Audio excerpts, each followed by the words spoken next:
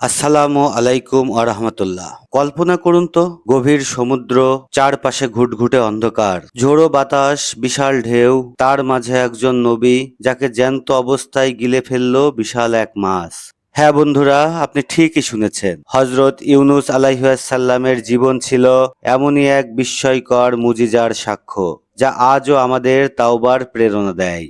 হযরত ইউনূস আলাইহিসসালাম ছিলেন নাইনাওয়া শহরের নবী। তিনি বারবার মানুষকে তাওহীদের পথে ডেকেছেন, কিন্তু তারা তাকে উপহাস করত, তার দিক থেকে মুখ ফিরিয়ে নিত। হতাশ হয়ে ইউনূস আলাইহিসসালাম রাগ করে শহর ছেড়ে চলে যান, যদিও আল্লাহ তখনও তাকে সেই অনুমতি দেননি। কিছু দূর গিয়ে তিনি একটা জাহাজে উঠেন।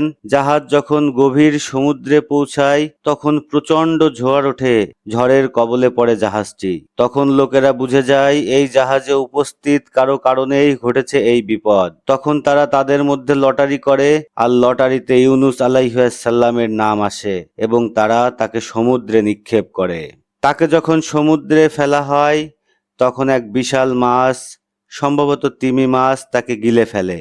ইউনূস আলাইহিসসালাম হয়রান হননি, হুঁশ হারাননি। তিনি জানতেন এটি আল্লাহর পক্ষ থেকে শাস্তি, কিন্তু আল্লাহ এখনো চাইলে রহমত করতে পারেন।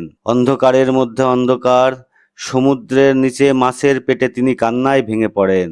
আর তখনই তিনি পাঠ করেন সেই বিখ্যাত তাওবার দোয়া, লা ইলাহা ইল্লা আনতা সুবহানাকা ইন্নী কুনতু মিনাজ জালিমিন, যার অর্থ, আপনি ব্যতীত কোনো উপাস্য নেই, আপনি পবিত্র, নিশ্চয় আমি জালেমদের অন্তর্ভুক্ত ছিলাম। তার তাওবা আল্লাহ কবুল করেন। কুরআনে আল্লাহ পাক বলেন, যদি সে ইউনূস আলাইহিসসালাম তাসবিহ না করত, তবে কিয়ামত পর্যন্ত মাছের পেটেই থাকত। আল্লাহ তখন মাছকে নির্দেশ দিলেন, তাকে উপকূলে ফেলে দাও। ইউনূস আলাইহিসসালামকে তখন তিমি মাছ উপকূলে এনে ফেললেন। তিনি তখন অসুস্থ এবং দুর্বল। আল্লাহ তার জন্য এক প্রকার পাতা ও ছায়ার গাছ উৎপন্ন করে তাকে সুস্থ করেন। তো বন্ধুরা, এই ঘটনা আমাদের কি শিক্ষা দেয়? এই ঘটনা আমাদের শিক্ষা দেয় কখনো হতাশ হওয়া যাবে না।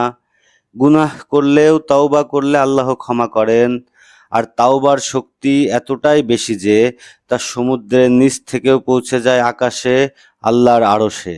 আমরা অনেক সময় বিপদে পড়ে আল্লাহকে ডাকতে ভুলে যাই, কিন্তু ইউনূস আলাইহিসসালামের এই ছোট্ট কিন্তু গভীর দোয়া আমাদের জীবন বদলে দিতে পারে। ইউনূস আলাইহিসসালামের মতো হয়তো আমরাও কখনো কখনো সমস্যায় পড়ি, মনে হয় চারপাশে অন্ধকার, কেউ নেই পাশে। ঠিক তখনই এই দোয়া হৃদয়ে থাকলে, লা ইলাহা ইল্লা আনতা সুবহানাকা ইন্নী কুনতু মিনাজ জালিমিন, আল্লাহ আমাদের ভুলগুলা ঠিক করে দেন, আমাদেরকে ক্ষমা করে দেন।